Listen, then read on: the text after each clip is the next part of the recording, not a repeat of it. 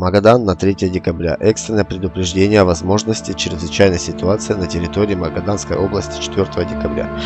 4 декабря 2021 года сохраняется вероятность возникновения чрезвычайной ситуации до межмуниципального уровня в Вольском, Омсукчанском, Североэвенском ГО, связано с повреждением обрывом линии электропередач и линий связи, нарушениями в работе всех видов транспорта, дорожно-коммунальных служб, образованием снежных заносов на дорогах, скоплением автотранспорта на перевалах, возникновением дорожно-транспортных аварий, нарушением автомобильного сообщения, возможной деформацией, обрушением слабо укрепленных конструкций, в том числе рекламных щитов, вывесок, кровельных покрытий, а также обрушением снежных козырьков и сосулек, травматизм и гибель людей. Источник чрезвычайной ситуации – ветер с сильной метелью.